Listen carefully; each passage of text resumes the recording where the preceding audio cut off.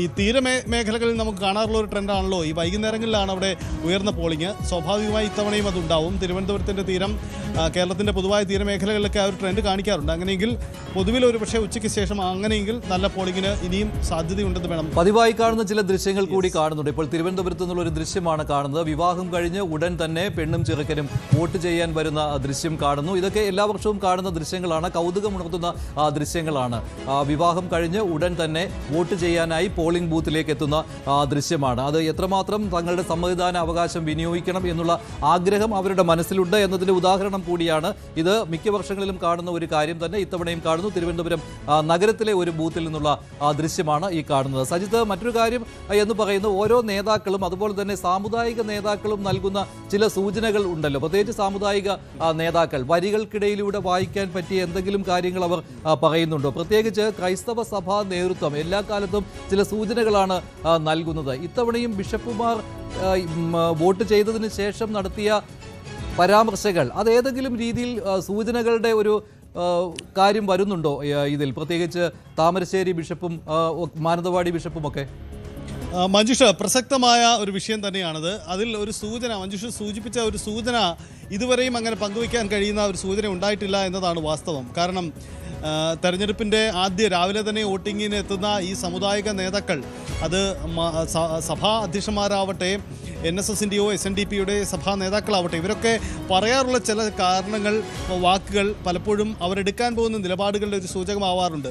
2021 ഭരണമാറ്റത്തിൻ്റെ സൂചന, അങ്ങനെ ഒരു നിലപാട് സുകുമാരൻ നായർ പങ്കുവച്ചതാണ്. പക്ഷേ അദ്ദേഹം ഇന്ന് രാവിലെ വോട്ട് ചെയ്യുമ്പോൾ അത്തരം കാര്യങ്ങളിൽ വളരെ നിശബ്ദത പാലിക്കുകയാണ്. സർക്കാർ മാറണോ തുടരണോ എന്ന കാര്യത്തിലും അദ്ദേഹം വ്യക്തത വരുത്തിയിട്ടില്ല. അങ്ങനെ രാഷ്ട്രീയം പറയാതെ തന്നെയാണ് സുകുമാരൻ നായർ മാധ്യമങ്ങളെ കണ്ടത്. അതേസമയം ക്രൈസ്തവ സഭാ നേതാക്കളാവട്ടെ രാവിലെ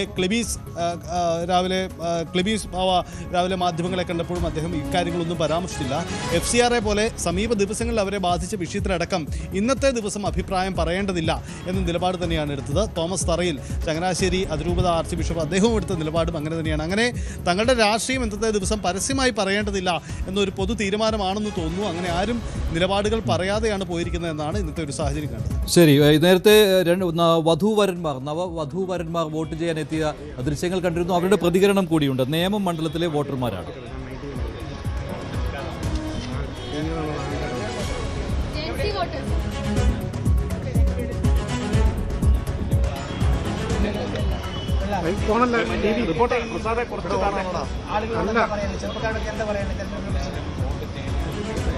ഒരു മെസ്സേജ് കൂടിയല്ലേ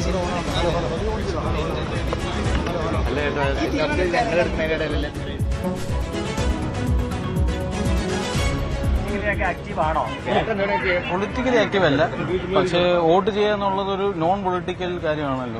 ആസ് എ സിറ്റിസൺ എല്ലാവരും ചെയ്യേണ്ട ഒരു കാര്യമാണ്.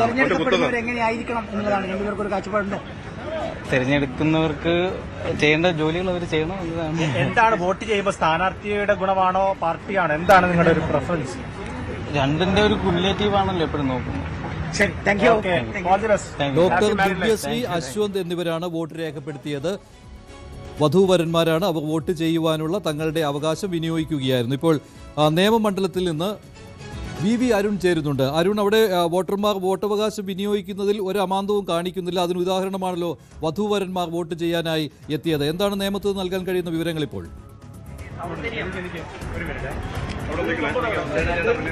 വലിയ നിയമം വാഴമുട്ട സ്കൂളിലാണ് കഴിഞ്ഞ 1 മണിക്കൂറിൽ നമ്മളുള്ളത്. ഇവിടെ വലിയ തിരക്ക് നേരത്തെ തന്നെയുണ്ട്. ഒരുപക്ഷെ ക്യൂ നീങ്ങാനുള്ള ബുദ്ധിമുട്ട് കൂടി ആകാം ഒരു കാരണം.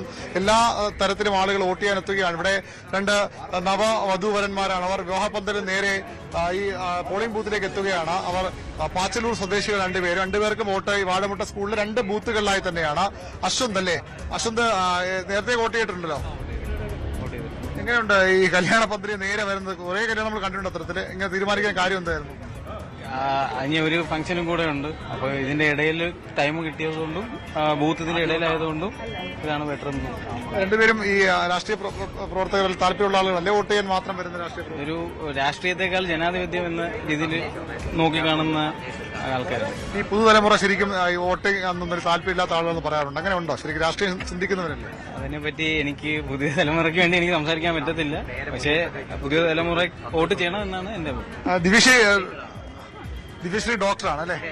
എവിടെ വർക്ക് ചെയ്യുന്നത്? മെഡിക്കൽ കോളേജ് എവിടെ? Medical college Thiruvananthapuram medical college. എങ്ങനെയാണ് ഈ ഒരു വേറൊരു പ്രത്യേക ഒരു സാഹചര്യമാണല്ലോ ഇത്? നേരെ കല്യാണ പന്തലിൽ നിന്ന് പോളിംഗ് ബൂത്തിലേക്ക് വരാം. അതെ, സന്തോഷമുണ്ട് വോട്ട് ചെയ്യാൻ പറ്റിയത്, തിരക്കിന്റെ ഇടയിൽ വരാൻ പറ്റിയത്. ഈ രാഷ്ട്രീയം നേരത്തെ രാഷ്ട്രീയമായി എന്തെങ്കിലും പ്രവർത്തിക്കുന്നുണ്ടല്ല, ഈ വോട്ട് ജനാധിപത്യ രീതിയിൽ മാത്രമാണ്. അല്ല, വോട്ട് എന്നത് സാധാ ജനങ്ങളുടെ അവകാശമാണ്, അത്രേ ഉള്ളൂ. ഏതായാലും ഒരു ഈ കല്യാണത്തിനാണെങ്കിൽ പോലും വോട്ടവകാശം വിനിയോഗം തീരുമാനം എടുക്കുക. വോട്ട് എന്തായാലും ചെയ്യണം. രണ്ട് ദിവസമായിരുന്നെങ്കിലും രണ്ട് ചെയ്യുമായിരുന്നു. നിങ്ങൾ അടുത്തടുത്ത നാട്ടുകാരാണോ? രണ്ടുപേരും പാച്ചിട്ടൂർ അപ്പൊ ഈ അടുത്തടുത്ത് 2 ബൂത്തുകളാണ്. അതെ, 2 ദിവസം. എന്തായാലും all the best. Thank you. അതാണ് ഇവരെ കല്യാണ തീയതി വളരെ നേരത്തെ തീരുമാനിച്ചതാണ് മഞ്ജുഷ. പക്ഷേ തെരഞ്ഞെടുപ്പ് പെട്ടെന്ന് പ്രഖ്യാപിക്കുകയായിരുന്നു. ഏതായാലും രണ്ടും ഒരു ദിവസം വന്നു. അപ്പോഴും ഈ വോട്ടവകാശം ഒഴിവാക്കാൻ, അത് വേണ്ടെന്ന് വെക്കാൻ തയ്യാറായില്ല. വലിയ തിരക്ക് ഇപ്പോഴും ഈ വാഴമുട്ട സ്കൂളിലുണ്ട്. 7 ബൂത്തുകളാണ് ഇവിടെ ഉള്ളത്. മണിക്കൂറുകളായി കുതിക്കുന്ന ആളുകൾ തന്നെയാണ് ഇവിടെ ഉള്ളത്. ഒരുപക്ഷെ ഈ തിരക്കിനപ്പുറത്തേക്ക് ഈ ക്യൂ മൂവ് ചെയ്യാൻ വളരെ വൈകുന്നു, വളരെ വേഗക്കുറവാണ് എന്നൊരു പരാതി കൂടി നേരത്തെ ആളുകൾ പറഞ്ഞിരുന്നു. ഓരോ വോട്ടും ചെയ്ത ശേഷം, ഓരോ ആളുകളെ മാറിയ ശേഷം മാത്രം വരുമ്പോൾ മണിക്കൂറുകളായി ഏതാണ്ട് 11 മണിയോട് നമ്മൾ വരുമ്പോൾ ഇവിടെ ക്യൂവിലുള്ള ആളുകളൊക്കെ ഇപ്പോഴും ഉണ്ട്. 2 മണിക്കൂറായി വന്നിട്ട്. എത്ര സമയം വന്നിട്ട്? 11 മണിക്ക് വന്നതാണ്. ഇവർ ചെയ്യാൻ പറ്റുന്നില്ല. പ്രോസസ് സ്ലോ ആണെന്ന് തോന്നുന്നു. ഒരാൾ കയറി കഴിഞ്ഞാൽ കുറെ സമയം എടുത്താണ് പുറത്തു വരുന്നത്. ഇവർക്ക് സ്പീഡില്ല. ഇവിടെയാണെങ്കിൽ സ്പീഡുണ്ട്. വന്ന് കയറി ഒരു ബൂത്തിലാണ് പ്രശ്നം തോന്നുന്നത്. അതാണെന്നാണ് തോന്നുന്നത്. നമ്മളുടെ 10:45 വന്നതാണ് നമ്മൾ. അപ്പോഴും താമസം ഇപ്പോഴുള്ള ആളുകൾക്ക് ഇപ്പോഴും ക്യൂവിൽ കാണും. ക്യൂ നിൽക്കുന്നു. പണിക്ക് നിന്നതാണ്. കാപ്പി കുടിക്കാൻ സമയത്താണ് വോട്ടിട്ട് പോകാൻ നേരത്ത് വന്ന് അന്നപ്പോ പെട്ടു. ഇനി ഉച്ചയാവുന്നു. സമയമായി. ഇന്ന് പണി പോയി. കുറെ സമയം വന്നിട്ട്. കുറേ സമയമായി.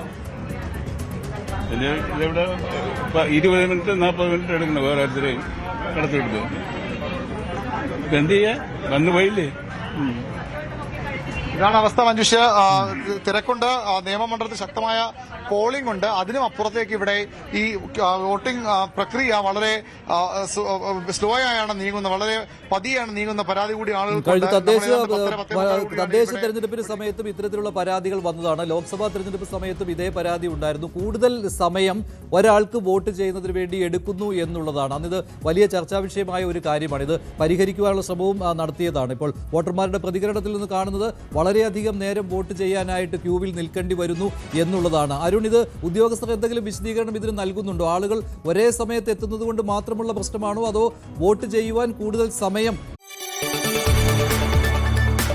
കൂടുതൽ വാർത്തകൾക്ക് news 18 Keralam YouTube channel subscribe ചെയ്യുക.